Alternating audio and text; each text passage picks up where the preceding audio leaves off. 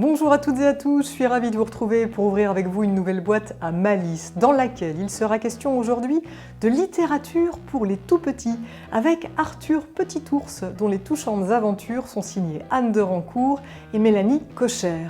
Je vous emmènerai également au cinéma pour y découvrir une merveille de premier film, Le soleil de trop près de Brieux Carnaille, un film dans lequel il nous parle de schizophrénie avec une infinie tendresse. Tout cela sans bien sûr oublier nos coups de cœur et notre clip de la semaine.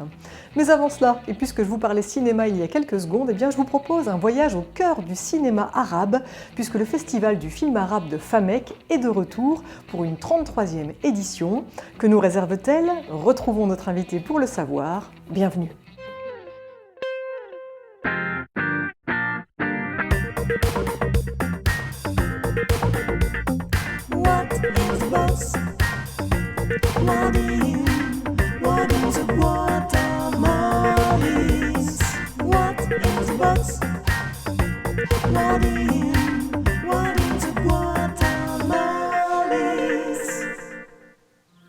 Majouba, bonjour. Bonjour. Merci beaucoup de m'accorder cet entretien. C'est toujours un plaisir de vous retrouver chaque année pour parler de la programmation du Festival du film arabe de Famec. La 33e édition va se dérouler là, c'est imminent. Ça sera du 6 au 16 octobre. Voilà, du 6 au 16 octobre à Famec. Donc, comment se porte le cinéma arabe ?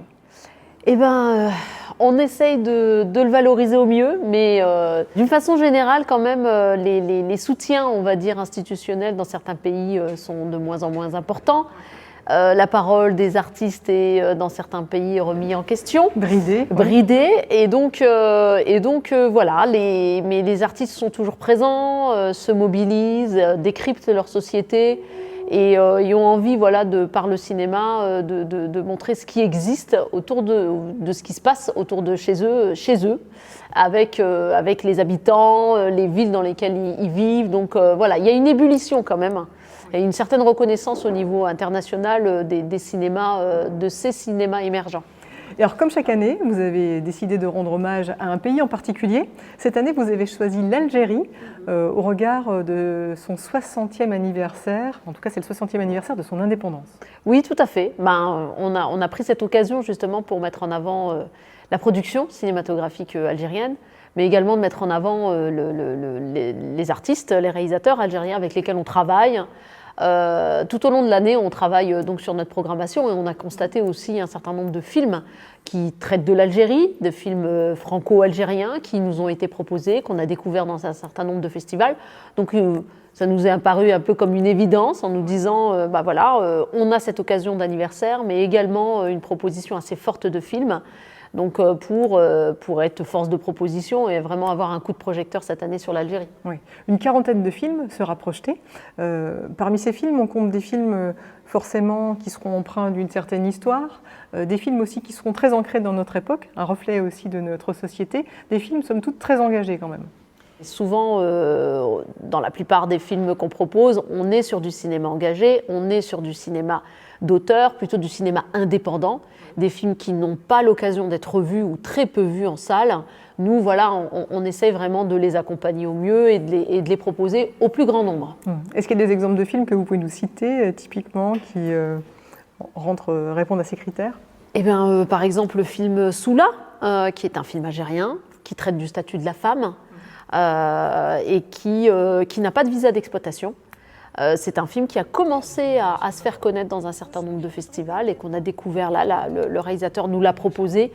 Et on a envie de le soutenir parce qu'il a une forme particulière, une écriture particulière aussi, qu'on n'a pas l'habitude d'avoir, un réalisme de la condition de la femme dans la société algérienne, à travers l'histoire sur une journée d'une femme qui décide, qui a un enfant hors mariage, et qui va tout faire pour essayer de survivre dans une société d'hommes, on va dire.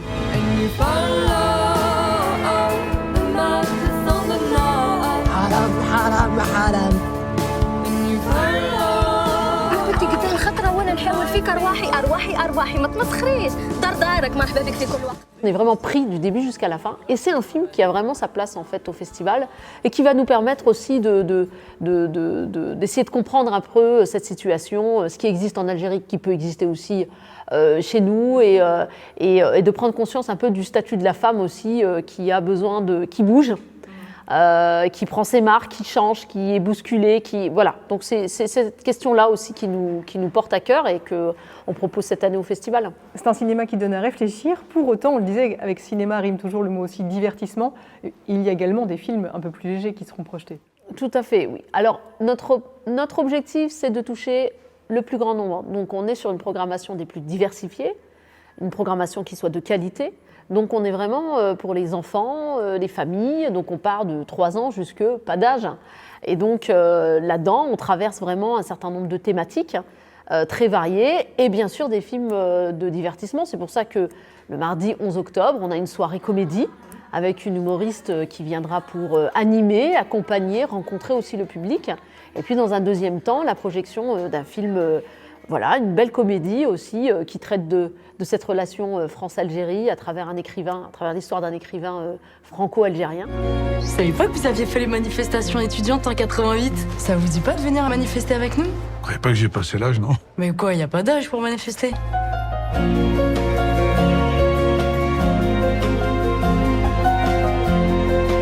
Je suis juré, je ne remettrai plus jamais les pieds ici. Je suis là. Quand le général de Gaulle il a fait le discours, je n'ai rien compris. Je vous ai compris. Je pense que ça sera une belle, de belles séances en fait, qui vont être conviviales, chaleureuses dans le cadre d'un festival aussi, puisque l'idée c'est de voir des films et en même temps de se rencontrer, de prendre le temps de discuter, de boire un thé, voilà. Et ça c'est important aussi pour nous dans le cadre du festival. Et c'est vrai que les rencontres, elles se font aussi avec des acteurs, avec les réalisateurs qui seront présents, et puis des personnalités d'honneur, comme par exemple Luc Dardenne, que l'on connaît pour travailler avec son frère, c'est Jean-Pierre Dardenne. Oui. Donc les frères Dardenne qu'on connaît bien, qui ont été moult fois primés à Cannes, je crois que quasiment tous leurs films ont eu une palme. Qu'est-ce que ça vous fait de le recevoir ? C'est une certaine reconnaissance. On est très content de l'accueillir parce que ça fait quelques années quand même qu'on les contacte, qu'on suit leur cinéma. Parce que c'est un cinéma il y a du lien en fait avec ce qu'on propose, puisque c'est du cinéma social, très réaliste. Très réaliste. Et par rapport à notre programmation, on est là-dedans. Les thématiques aussi qui sont exploitées, telles que les réfugiés, les migrants, le quotidien, voilà, des marginaux, ces personnages et ces thématiques sont exploitées aussi à travers un certain nombre de films qu'on propose. On a vraiment créé un petit programme avec un temps fort autour de ces films et autour de la présence de Luc Dardenne et on en est honoré. Je vous ai amené tous les deux jusqu'ici. Tu dois payer. Ma mère en a vraiment besoin. Donne tes 100 € à Justine. T'inquiète, va, il y en a 10. J'ai pas envie que tu deviennes un dealer et que t'arrêtes l'école. J'arrêterai pas. Je t'ai dit que dès que j'aurai mes papiers, je ferai la formation d'aide ménagère. Tu veux des faux papiers? Je te trouve direct une solution. Maintenant, tu discutes. On pourra au moins se voir le dimanche. Non. Et comment on va faire pour envoyer de l'argent à notre maman? C'est pas mes Sinclair, allez-y. Autre invitée d'honneur, la réalisatrice du film Papicha, qui a obtenu 2 Césars, César du meilleur premier film pour sa réalisatrice Mounia Medour et César également de la révélation féminine avec son actrice qui s'appelle Lina Coudry. Lina Coudry. Voilà, là aussi, j'imagine que vous êtes honoré de l'accueillir. Oui, on est très content de l'accueillir parce qu'elle révèle en fait cette envie de ces jeunes réalisateurs qui ont envie de montrer autre chose que ce qu'on a l'habitude de voir, de sortir des codes un peu traditionnels dans l'écriture cinématographique. Elle propose un cinéma qui est ouvert aussi au plus grand nombre. Papicha a vraiment cartonné chez nous au festival.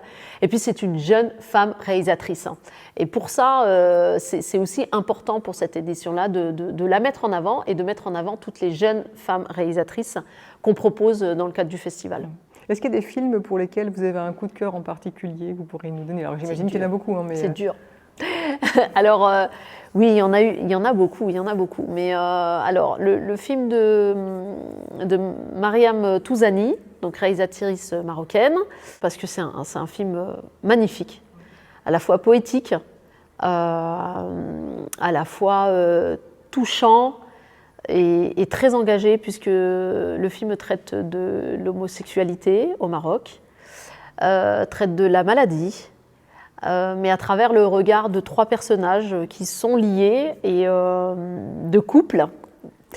Et on est en huis clos pendant 1h30, on est pris dedans.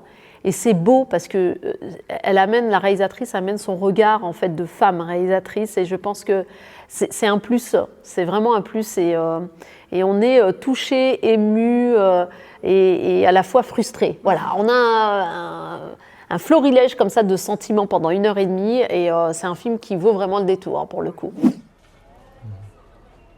ما بيهاش خدمة ما مسويهاش خاص ديما تشوف الجهة الأخرى باش تجيب حل بحال وما تبقاش حاط عينيك غير على اللي تحت صباعك وخاصك تدخل الإبرة مزيان تورك مزيان باش الغرزة تكون صحيحة. القفطان كيخصو يعيش كتر من مولاتو تلبسو بنتها من وراها يصبر للزمان. On gardera celui-là noté dans nos tablettes. Bon, il y en a une quarantaine. On peut faire notre sélection sur votre site internet, sur les réseaux sociaux. Vous l'avez dit, c'est aussi un événement extrêmement convivial, donc on n'hésite pas à venir manger. Je crois que c'est couscous tous les soirs, hein, c'est ça? C'est ça. Les petites pâtisseries aussi. C'est ça. Voilà, pour passer un bon moment, partager, faire des rencontres. Qu'est-ce qu'on pourrait dire de plus?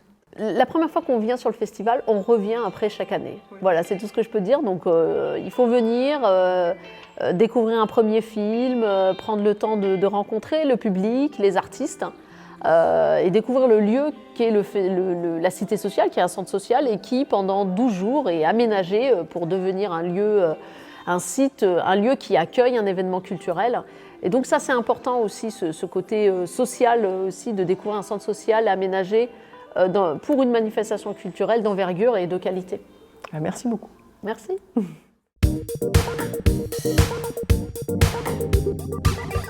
La semaine dernière, je vous parlais de la superbe exposition In Transfer a New Condition qui se déroule en ce moment à la Molleraille d'Esch-sur-Alzette. Esch-sur-Alzette, cette ville luxembourgeoise qui est en pleine transformation pour le meilleur et pour le meilleur seulement, et cela notamment depuis qu'elle est devenue la capitale européenne de la culture 2022. Aussi, je suis allée demander à Françoise Pousse, directrice culturelle de la programmation, quels étaient les atouts de cette ville. On y découvre des choses auxquelles on ne s'attend pas. En fait, il y a cette culture très riche. Il y a une culture alternative qui est très riche.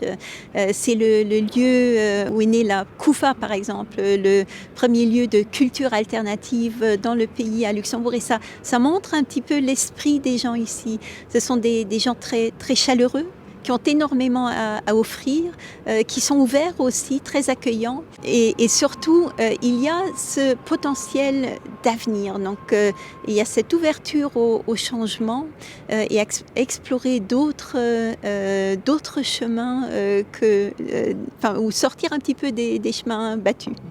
Je vous invite vivement à vous laisser surprendre par la programmation foisonnante d'Esch 2022. Un site est apparu à l'écran pour que vous puissiez faire le plein de culture. Ça fait vraiment envie. D'ailleurs, parmi les événements originaux programmés, on notera un parcours insolite en plein air, toujours à Esch-sur-Alzette, avec Nothing is Permanent. Ce sont en effet 23 œuvres monumentales d'artistes internationaux, confirmés et émergents, qui ont poussé de la place de l'Hôtel de Ville au Parc Laval, en passant par le musée de la Résistance. Vous allez ainsi pouvoir déambuler et vous émerveiller devant des œuvres qui vous livreront leurs secrets via un QR code, des œuvres tantôt insolites, tantôt contemplatives, qui interrogent le rôle de l'art dans un contexte urbain en pleine mutation, de quoi également appréhender la ville sous un autre jour. L'exposition est visible jusqu'au 11 novembre à Esch-sur-Alzette. Intéressons-nous à présent à une fine plume, Anne de Rancourt, que l'on connaît pour ses billets d'humeur hebdomadaires pour le journal La Semaine, mais également pour ses essais. On lui doit par ailleurs le drôlissime Comment élever un ado d'appartement ou encore des romans plus intimistes, tels qu'1 mètre 4, pour lequel elle avait décroché le prix Saint-Exupéry. Aujourd'hui, c'est aux tout petits qu'elle s'adresse avec Arthur Petit-Ours, réalisé en collaboration avec l'illustratrice messine Mélanie Cocher, un ouvrage publié chez Talent Haut. Et c'est donc dans le cadre de cette sortie qu'Anne de Rancourt a bien voulu répondre à quelques-unes de mes questions.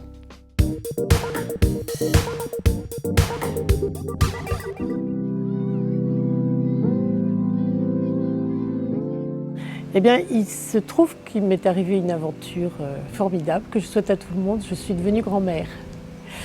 Et c'est une très belle période de ma vie.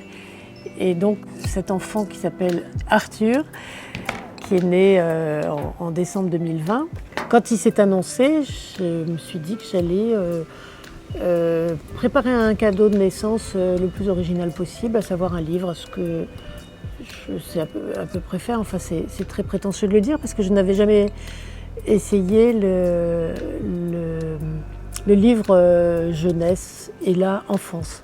Et c'est très particulier. On a l'impression qu'il suffit d'écrire des petites phrases et puis c'est fini. Ben, pas du tout. L'histoire d'Arthur, c'est son arrivée sur Terre en fait. C'est le fait quand on attend un enfant, on projette énormément de choses sur lui. Il va être comme ça, il fera ça.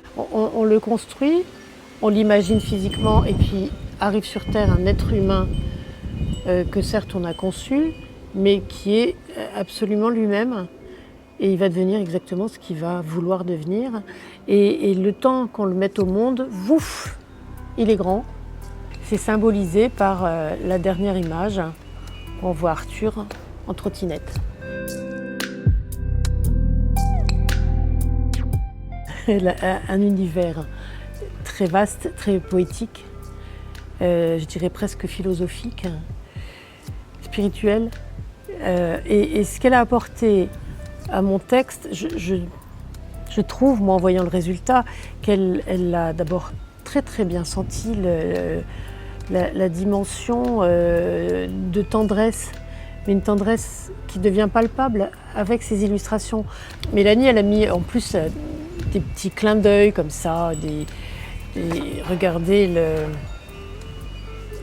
la maman qui hume les parfums dans la cuisine, et je trouve ça délicieux, on a envie de se mettre à table là. Il y a de l'humour, il y a des clins d'œil, il y a une photo de la grand-mère ours, ça vient d'elle. Et je trouve que ça collait tellement bien, ça répondait, en tout cas à moi, cette espèce d'élan d'amour que j'avais l'intention de mettre dedans, que ça devient indissociable. La chose essentielle pour moi et puis pour l'éditrice, c'était que le livre soit, comme on dit, non-genré. J'aime pas beaucoup cette expression non-genré, mais par exemple, dans cette histoire, c'est maman qui refait la peinture et papa qui va cueillir des mûres dans la nature. Voilà, pour faire des confitures. Et c'était pas, chez moi, c'était pas du tout un but commercial ou je sais pas quoi, pour plaire à la mode actuelle, mais parce que pour moi c'est très très important. J'ai tâché d'éduquer mes garçons dans une optique de... Il n'y a pas les garçons d'un côté, les filles de l'autre, et puis les garçons ils sont plus forts, et puis les filles c'est des princesses, etc. Donc pour Arthur j'envisage la même chose. Oui. Encore que je ne sois pas chargée de son éducation, ce qui est drôlement confortable.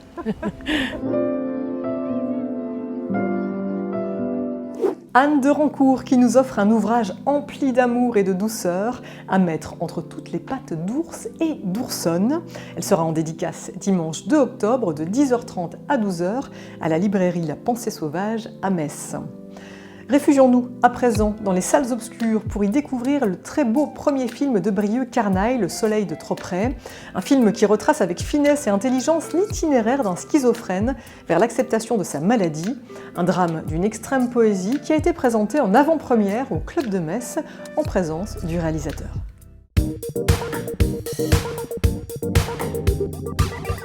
Non mais moi je suis un pirate, je suis un vrai pirate.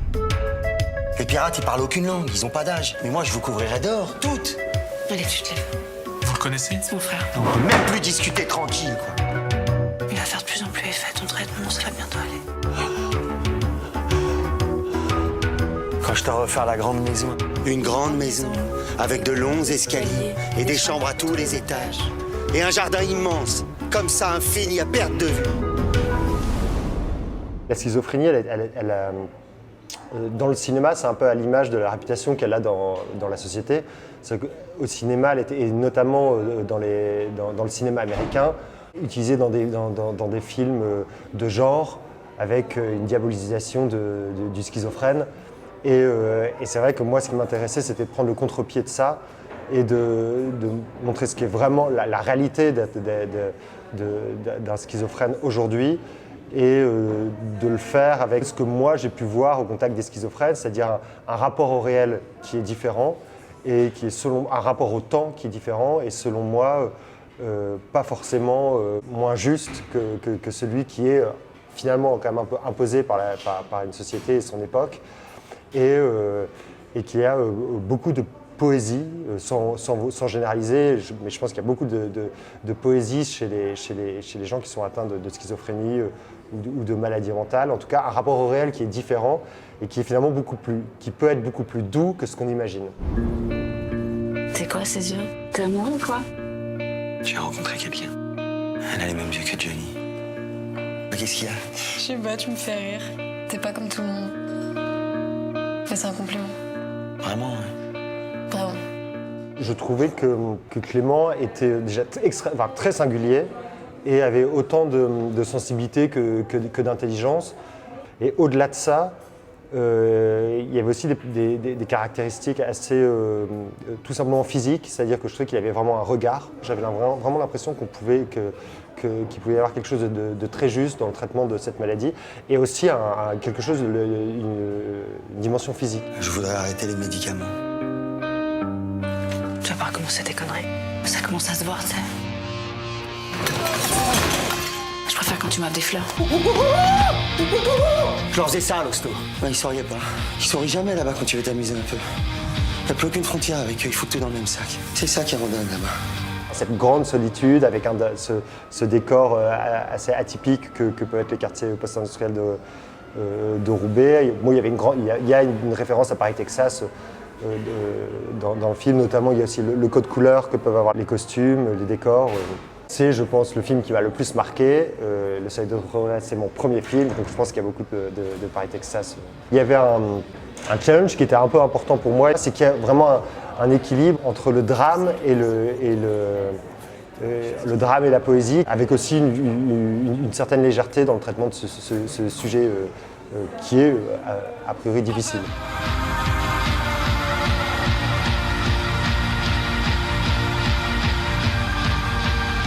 Vas-y, descends!